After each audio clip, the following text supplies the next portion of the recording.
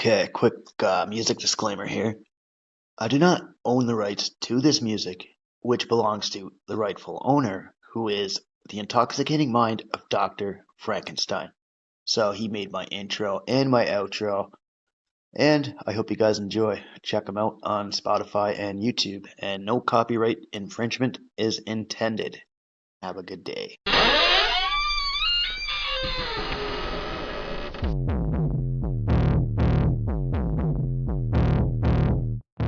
Clear choice of good versus evil, of right versus wrong.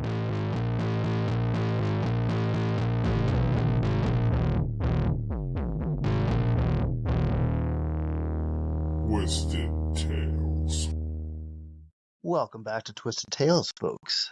My next little tale here, I'm going to have some company, and this will be my friend Les from Ouch, Was That a Ghost? Hi. Thanks for having me back. No problem. It's always a pleasure. My next tale here is just going to be a little short tale here. The Water Babies. This nice little wicked tale here we'll talk about, I guess, because I got some stuff written here. Perfect. So, Liz, her show, similar to mine, she covers like true crime, cryptids, or anything else weird, right? Mm-hmm. And new episodes actually drop every Thursday, so definitely check her show out. And I guess she could have told you that herself because, she's right here and all, right? Mm-hmm. All right, so the story that we wanted to do here today, this one here, it's going to be about the Water Babies. Now, these guys are like a little bit of like a folklore tale here. Now, I haven't done one of these in a while, so... Those are always fun to throw in between like true crime and stuff, just to lighten the mood a bit. Well, yeah, I mean, like, because some of the cases that me and you do, like, we get into a lot of friggin' details, right? And it's nice to have something that you don't have to think about or describe in a horrific way. Agreed. Yeah, no.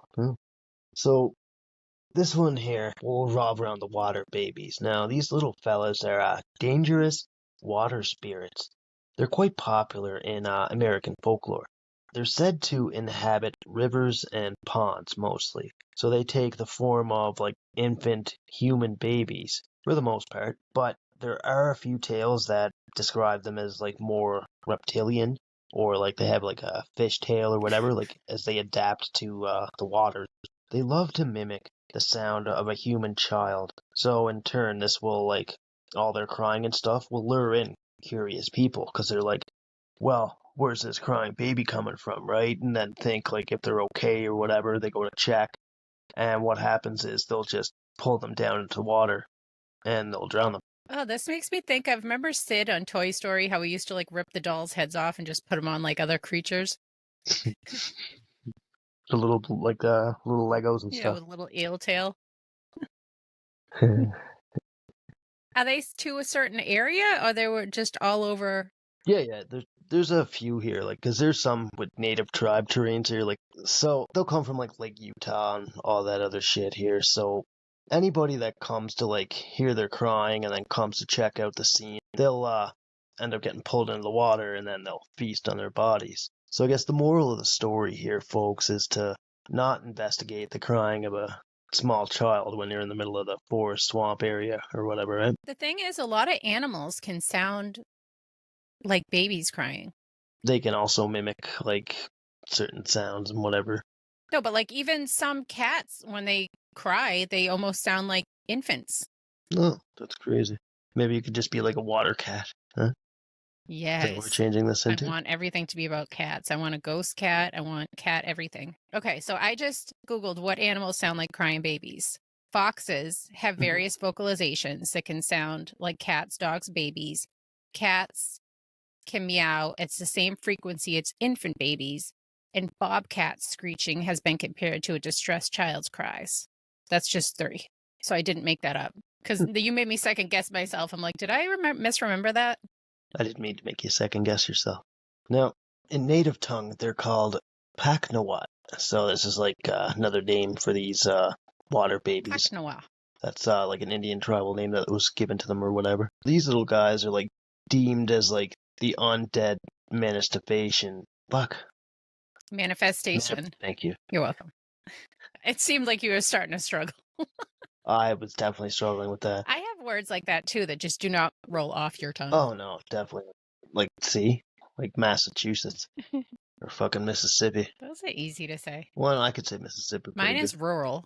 It's like really, it's hard for my Yeah, I mouth. struggle with It's like rural. it's not natural. I don't know from what region people can just say that word like nothing, or who the asshole was that invented that word, but I do not like that word. Well, even here, like when you're traveling, right? It's like, oh, go down rural Route 6. Yeah, That's see? terrible. Go down rural Route 6 and then fucking take the left on Range Road this and yeah. Hit the ring road and yeah, there's a lot of that talk up around here. So these guys are deemed the undead manifestation of babies who are either weak or too sickly, like within the tribe. Now, what they would do to make the tribe stronger is they would actually just drown those weak kids and get them out of the tribe altogether, so they'd have a very strong tribe. Fuck And them. they'd be able to conquer more shit, right? Well, I mean, there's certain... Fuck them. Well, yeah, just... You can try to defend it all day, but fuck them. Oh, I'm not trying to defend that. It's just, here, what do you do, right? Oh, these guys are weak and sick. Let's just get rid of them, right? What they do is, like, they just drown them in nearby lakes or rivers or whatever. Like, Oh my god. this is, places like California, other such Western Native American tribe tales, right? So, this is where these belong to. When its cries lure its victims, when it hears those cries, it's an instant sign of, like, catastrophe. Because that individual will go looking, and in most of these tribal traditions here, like, this is seen as the omen of death, because once you hear this, you're gonna explore it, and then something bad's gonna happen. So, there's a couple places here, like, about these water baby tales that get bestowed upon them, like Pyramid Lake. Now, that's when you asked if there was other places. Pyramid Lake here is the, poor part of that. Who that? That sounds right. So, bestowed upon them. I'm just wondering if it's just out of curiosity that they're going to check on these baby cries, or there's some kind of hypnotic component to the crying that makes the person compelled to go investigate it, if you know what I mean. Yeah. Because other, like, little, Native American tales here, like, some think that it's mermaids too, right? Yeah. So they get drawn in from that, like, the cries of the mermaid, and they think that it is hypnotic. So, I mean, that's how they lure in their victims. And they just mostly do that to, like, protect their fucking area and whatnot, right? Yep. Now, the Pyramid Lakes. So this has the Paiute tribe. This is, like, the reservation around that area. Now, this area is in the United States, which is approximately 56 kilometers northeast of Reno. So the tribe regulates all the fishing and other recreational activities around that lake, which is a terminal lake. So this kind of means, like, it has an inlet, but there's no true outlet. So the area is actually frequent to a number of underwater caves and other such structures here that cannot be seen from the surface itself. That is cool. And the story goes here that this area is haunted, as, like, I previously mentioned here, like, about the drowning of the weak babies and all that. Good for them. They should fuck with everyone that goes back to them. They freaking were drowned as infants. I'd be pissed and I'd sit there and kill everyone I could too. Well, there's another part that I was trying to get to. I wasn't really defending, but, like, another reason this was done was to keep, because there was some famine that had set in. Yep. So, yeah, like, they couldn't watch their babies, like, grow hungry or whatever, so the best thing to do was just drown them before they died of starvation, which is more horrible. Oh, so it was like a mercy killing almost. Pretty much. Now, this whole place here, like, since this place is the top dog place to go fishing, right? So it attracts a lot of tourists. Now, this is usually during the spring fishing time, and they search for, like, cutthroat trout. Now, these guys are, like, well, they can get up to about 16 inches long. So it's a moderately long fish. So that's what they go up there and hunt for. So when they go up there and fish for. God damn, I'm all over the place. I guess you could hunt for fish if you wanted to sit there with, like, a spear. Wouldn't that be called hunting? Well, I mean, I wanted to fish for deer at some point, right? Fish for deers. No, that's right. I mean, if Minecraft can do it, Agreed. Why can't we do it in real life, right? When they would go fishing here for these, they would hear the crying of these creatures, kind of like mocking the, like, small kids or whatever, right? This is where they would lurk. Mocking the small kids? They would hear the sounds of, like, small kids, like the mocking of, like, small kids, like telling them to come to the area Like and they shit. would talk shit to the young kids that were there? No, I Like totally mimicking? wrong. Is that what you mean? I thought you meant that they were sitting there like talking shit, like "fuck you" to the little kids. Like that would be really funny. You keep going. Yeah, that's what I thought you meant. And I was like, whoa, look at how these So, babies grew up. Good for them. You got my ears totally perked up for a second, though. excuse me. Yeah. Look at you with your old ass Jordans, just sitting in there talking shit. That would have been so funny. Go ahead. Sorry. These fishermen would hear like the mimicking of small kids, so they go and lurk around in the surface of the water, right? So that when they get close to them, they could just pull them down, drown them, and then You think it's a little? Do you think it's a little baby hand that comes out of the water and just pulls the fisherman down? yeah, A little infant's hand. I've got pictures, and I'll share them in the details here, so we can put these all in. It's pretty cool. That's Some awesome. of them are like Well, not they have awesome. like, well, they have some of the pictures here that they're like they're little dead babies that pull you down, right? And they're all like waterlogged and shit. But there's some that have grown to the like they've adapted, evolved, I guess, Yeah. into the because they've been in the water for centuries and shit. So they'll adapt to the water and they'll have like fins and stuff. I don't know how they pull you down by then, but maybe they'd figure out a way. They have a whole bunch of you or something, right? They have like a whole swarm, a school, I guess, a school of A water school babies. of babies. Now, there'd be times like you'd hear tales of like, say, like drunk fishermen who go missing there or whatever, right? And they'd always would go back to, hey, the water babies came back and got them, right? Or like someone else would go missing and they wouldn't return, like usually like the fishermen tourists. It was always just like, hey, the water babies got this guy, right? So that was a whole like spiel in the area. Yep. Now, I wouldn't be like, hey, this guy got lost for not knowing the area because he's new to here and he's coming to fish. It would just be another chapter in the water baby tale. Mhm. Now, there's another spot here called Pyramid Lake. This region here, it's known to be haunted. It does have like the crazy tales that surround the water babies too. Now, this one here, some of them through tribal stories depict the water babies as like a mermaid, like creatures here or whatever. So there's a tale here that the mermaid used to like pull like fishermen underneath the water and shit. But upon doing this at one time, she actually got to talking to this guy, and this guy ended up being like a great tribal warrior. He ended up falling in love with her over time because they go back, they talk, do whatever. And he took her back to the village at one point, and he wanted to marry her, right? Because she could change shape and shit like that. That must have been a smooth guy, though. Like, she's like, I'm going to murder you. And then she's like, all right, I'll just marry you. That's fine. Oh yeah, no, we got this. We got off on the right fin. But he was denied this by the tribe.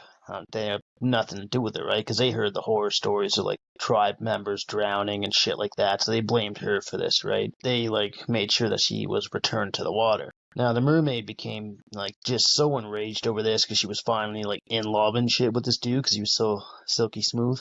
But she cursed the whole like tribe here, so like they would have a streak of like bad luck going on for years. And curse had also affected the lake here and the people that ventured near it. So every year, like unexplainable tragedies would happen around the lake, and there's a couple adaptations of this here too. There's one here that like they just continued on with their bad luck and unexplained deaths would happen surrounding like drowning, like, oh, Jim was walking on the beach and now he's dead and he's in the water. And a couple other things, like some of the elders would actually call in like one of the most powerful shaman in the area to come and get rid of the curse. So the whole spiteful mermaid thing would just eventually, she'd just be banished to the ocean, like the depths of the lake or the ocean, what have you. And They made that so much more difficult. They could have just been like, yeah, go marry her. And that would stop like all of us being killed. Instead, they're going to all these extreme lengths. yeah, but what do you do, right? I mean, like, it's their whole, like, tribal ways and stuff. They don't want anything fucking with their spiritual ways. I don't know. You could take the most annoying person in the village and be like, here, marry him. Yes, but then they wouldn't be in love, and then she would probably just conjure up evil spells of things, because she so much unhappiness. Look But at you, the romantic, Chris. always.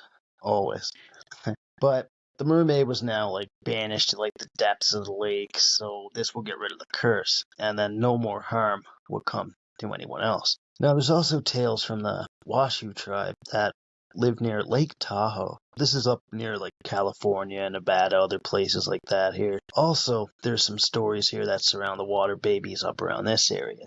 This is pretty common around most tribes around all these areas too. Like, there's a tribe here that lived in the area for at least 6,000 years. Some say it's a chance of being like longer than that, like 9,000 years. So this is pretty much where they got set up around Lake Tahoe, I guess. So the stories go that the water babies can actually live in like all bodies of water. But there's one place called Cave Rock. Cave Rock is a huge rock formation that's considered like a sacred site for the Washoe Indians. They would perform like religious ceremonies back in the day, and they would do this all in like large caves. So the reason that that's where they would go for like a sacred site to do like religious ceremonies and whatnot, right? So Yep. this was formed by all the wave actions over the tens of thousands of years. So this lake level used to be hundreds of feet higher than it actually is now. So this formed the rock into the profile of a woman's face. So it kind of gazes up towards the lake. So this is known to be like a very, very powerful spot. So that's why they would do their religious stuff here. At times they can like cause illness, death, stuff like that, but The Native Americans can, or their water babies there as well. The the mermaids. Native Americans. Okay. It's pretty much like they would just go ahead and they would use this spot as like a place of religious. It was a sacred spot for them. Yeah, so this sacred spot ended up being like a huge rock, but the water for the waves and everything had made it into the formation of a woman's face. So this is where they did all this shit. And now there's all like caves and stuff around this area here, right? I love those places. So Yep. this is where like they would hang out and stuff.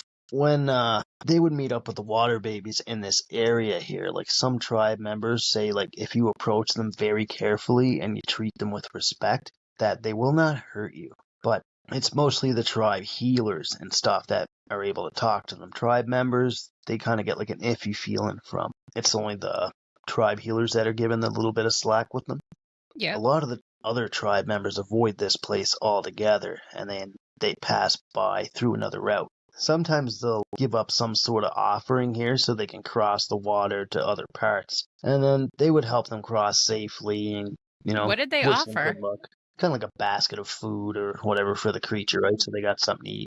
They drop it in the water? Well, they would talk to them before crossing because these guys would just pop up. So, Oh, I thought you meant that they would just like, okay, and just chuck it in the water and be like, okay, let me cross. Yeah, no, like they would go to cross and it would only be the tribe healers that they would come to. So they'd let the tribe healers cross. Okay. But any of the other tribe members, they didn't really let cross. Unless you gave them some food or something and then they didn't kill you. Mm-hmm. So they would like offer you like good luck and shit, right? Like if you gave them the food and stuff and then they'd let you fish in the area, let you come back. But if you didn't offer up a basket or anything for the creature, then it would just kill you. So Do you think the creature tried the food and then if it was good, he'd be like, yeah, you can go. And if the food sucked, he'd be like, yeah, no. And just eat them? Well, I mean, he probably looked at the basket to see if anything was appetizing, like a liverwurst sandwich or something. Maybe they like liverwurst. Who knows? Possibly. I'm not really sure what creature's favorite cuisine is. I was just picturing the little creature, like a little grumpy old troll popping out, like just trying the food and depending on how it was. Yeah. So, These are the stupid scenarios that run through my head. I'm sorry, go ahead. no, it's okay. We appreciate all these. So, if you didn't give them anything, they wouldn't return from the trip. Like, they'd let you go, but they'd trick you. And they'd be like, well, yeah, man, go right ahead. And then they just drown you. Like, they let you think that you're getting over across. That's fucked up. Well, I mean, you don't give them any food, so they're not going to help you, right? Yeah. And again, like, there's many myths here that say these creatures are lost human souls. Some say they're shape-shifting creatures, too. And, like, even the tales that we talked about, like, that they take form of mermaids. There's no real motive here for all this, like, except to survive. So this is what they do to protect their area from invaders by drowning trespassers, or sometimes they fall in love with tribe members, or, even though they banish them. But you see, folks, like, there's a lot of crazy creature folklore out there about this cool stuff, and, like, water babies just happens to be one of them, right? They're very cunning creatures and predators in the water, but they're completely slow and they're clumsy if you ever see one on land, which is very rare. your main concern should be like if you encounter them in the water, because they'll just either hunt you in groups, they'll lure you in with a single one, and then once you get there, they'll all swarm you, they'll attack you, and then they'll drag you down to the bottom of the ocean. So when they're on land, they're children. So are they doing Yeah. like a Tommy Pickle walk, like just a really small toddler walk? Is that why they're so Well, they small? would. Well, yeah, they would struggle with like land because they're more dominant in the water or whatever, I don't right? even know how to feel about that because they're probably so cute and little, just walking around, but they're evil little creatures. Yeah, they would attack you. I'd be like, "Aw," They and then running, and yeah, then jump, like crawl and whatever. jump and crawl. That would be Well, your they just demise. turned into creatures. Well, yeah. I'm just making assumptions here that they can jump and like crawl on you or whatever and like rip you apart, maybe. Edit this. No, Ah. I will not. Now, they only leave their ponds or lakes to move if hunting becomes too scarce. And it's said that sometimes they collect shiny objects from their victims that, kind of catch their eye.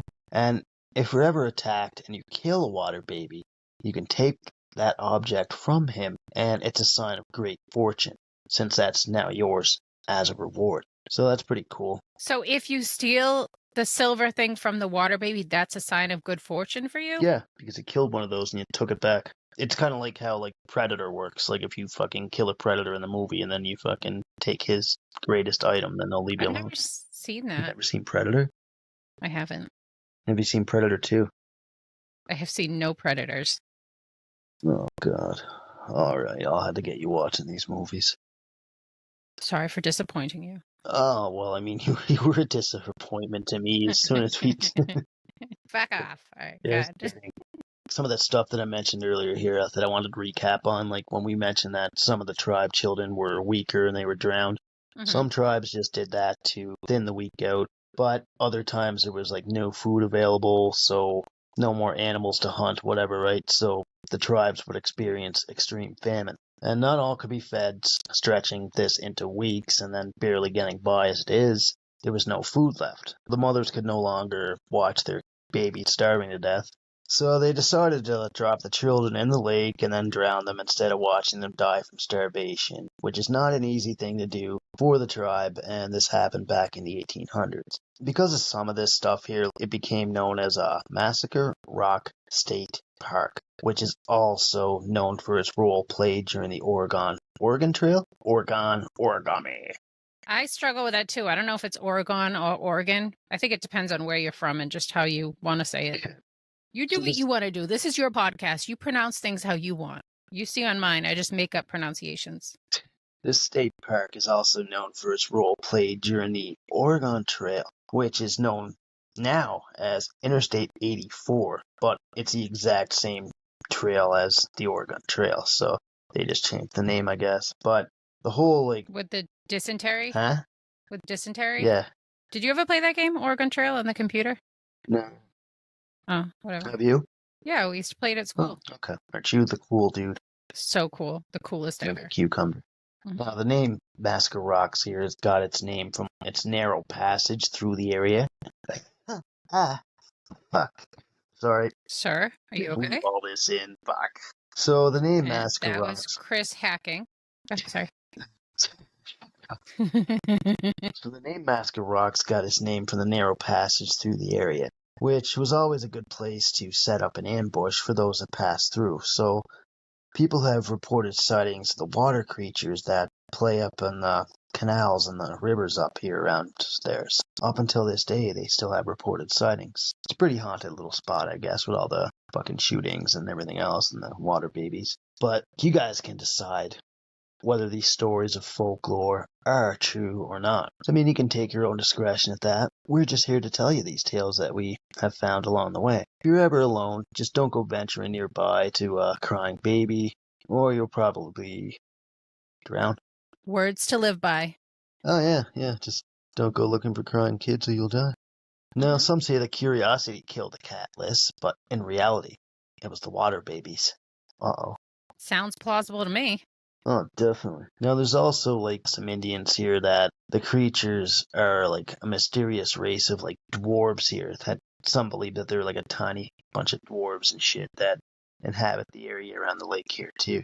depends on what tribe you talk to, right? Everybody has their own legend of what this is, right? Some say it's little trolls, some say it's like mermaids. They adapt it into like the reptile babies, or they're just straight up dead, waterlogged babies that turn into creatures and now they kill people. Okay. And that's it. That's all I got. That's an interesting story, though. I like it. Yeah. Perfect. Well, I hope you guys liked my tale here with my best friend Liz here from Ouch Was That a Ghost podcast. Would you like to tell me a story, Liz? I would love to tell you a story. Perfect. So I looked up, because you said you were doing water babies, I just searched up water and babies, and what came up on mine was an island. And this is an island, if you have pediophobia or the fear of dolls, this is like your worst nightmare. It's called La Isla de las Muñecas, which translates in English to the Island of the Dolls. That's cool. I like the way you spun that right off your tongue. Pronunciation. Probably pronounced it all wrong. Located 17 miles south of Mexico City are the, I don't know how to, it's Xochimilco. So I'm guessing it's Xochimilco, could be very wrong, which translates to field of flowers or where the flowers grow. Cool. It's a group of floating man-made gardens with canals all around it. Do you get what I'm saying? Yeah. I don't know if I'm describing it okay, but basically these gardens, they don't really float per se, but they're held to the land underneath the water by a few roots of trees that are man-made, and they were built for agricultural purposes in the past, but now it's a big tourist area. So people just go to Mexico City and then they'll take different boats to go see the floating gardens. The legend goes that the caretaker of the island, who was said to be a recluse, Don Julian Santa Barrera, found a young girl unresponsive in the canal that surrounded the island. He tried to resuscitate her, but he was unsuccessful. He was too late. She drowned. He was just overcome with grief. The next day, he went back to the spot where he found the little girl, and there, floating in the water, there was a little doll.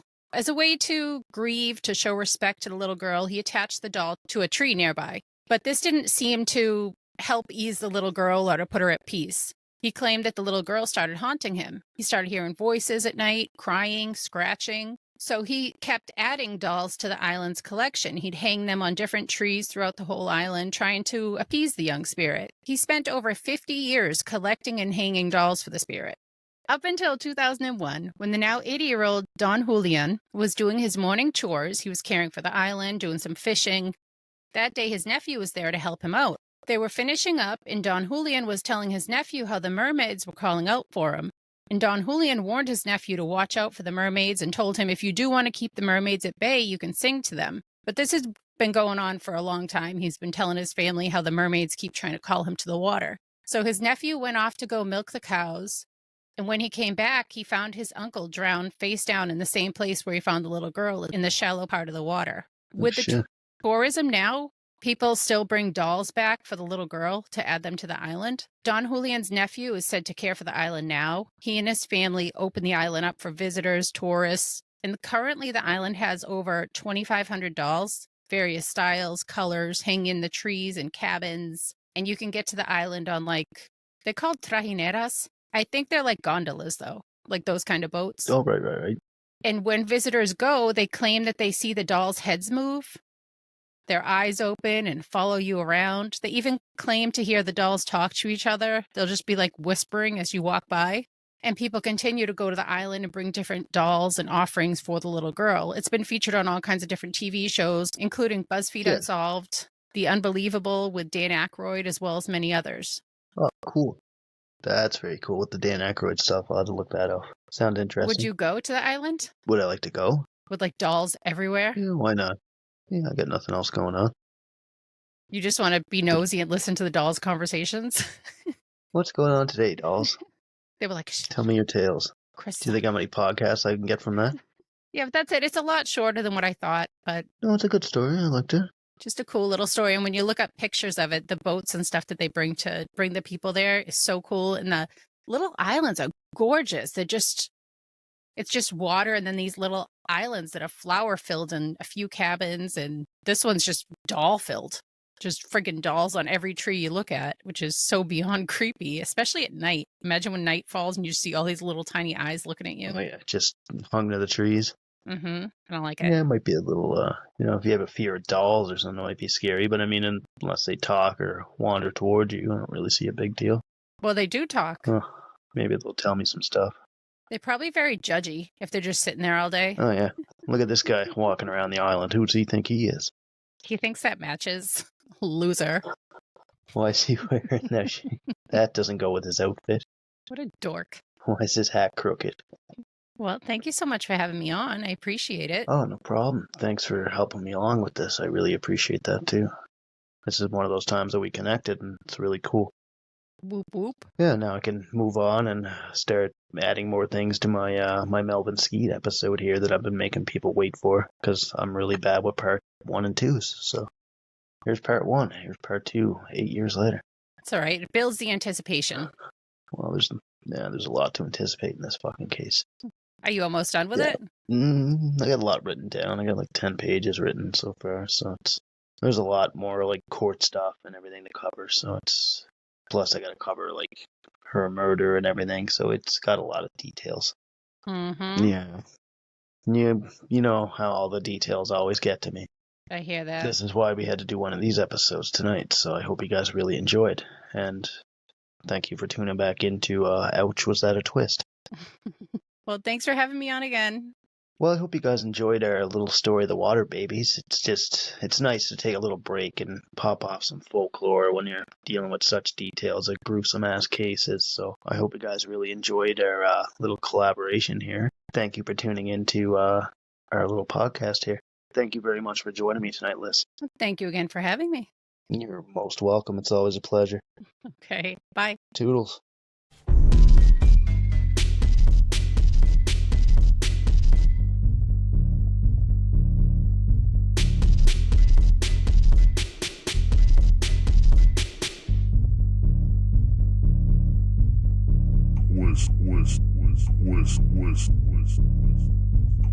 Twisted Tales.